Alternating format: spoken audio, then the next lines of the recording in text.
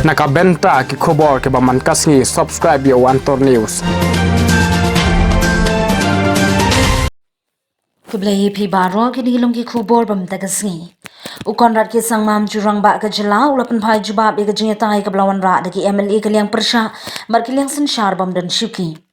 U Conrad ke sangma haba jubab e ka suk kasan hajela hagi khapun Meghalaya bad Assam kalong ka bayat bad amdan e ka ba penting yaki.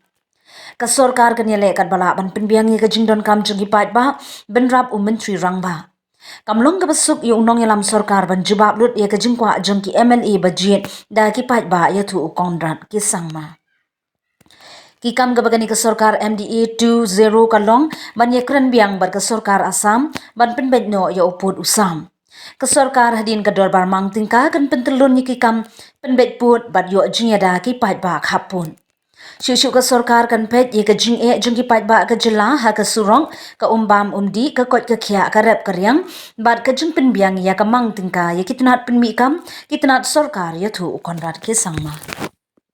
The situation that we face in that moment. And in that moment there was a very serious matter in a discussion regarding the cemetery out there that a lot of people were very concerned, and I'm happy to inform that we were able to discuss with the government of Assam.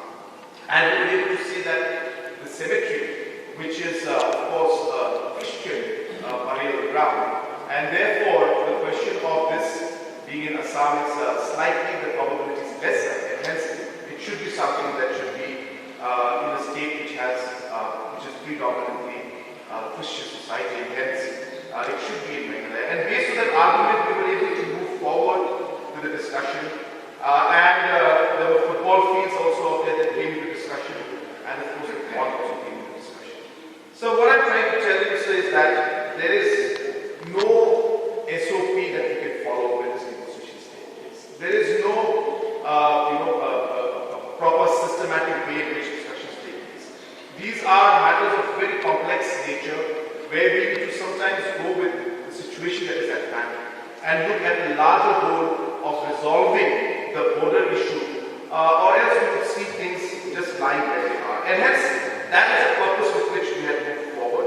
And in the next phase also, as the honorable members have mentioned, we will take every single stakeholder into confidence. There is no question of not engaging with the stakeholders. I'm not saying that we'll be able to agree to everything that every stakeholder says, but the voice and the concerns of stakeholders will be heard. But ultimately, a decision will have to be made on how we move forward. Because an issue like this, as I said, is so complex that we will not be able to find a perfect solution.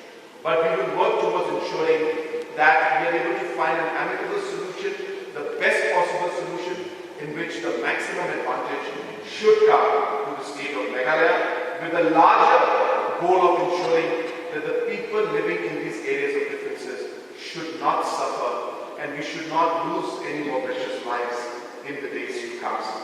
So they say that I repeat my stand which I had from day one, that this is a problem so complex that we may never be able to find a perfect solution that we would want.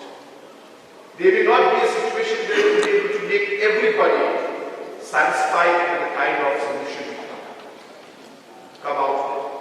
But at the end of the day, we need to find a solution. It may not be a perfect solution, but let us move towards the best possible solution, as what has been our stand from day one.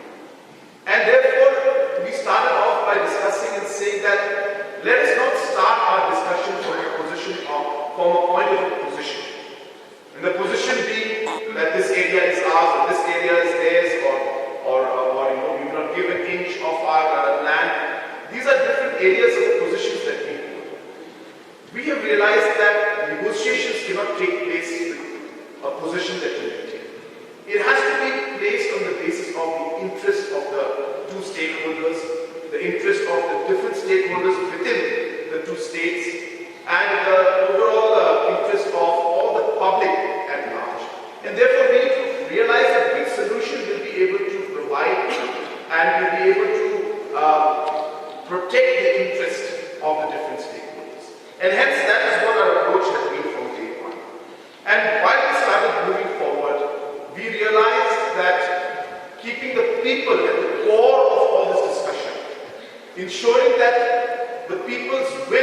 something that we move forward with, had been one of the basic foundations on which our discussion started.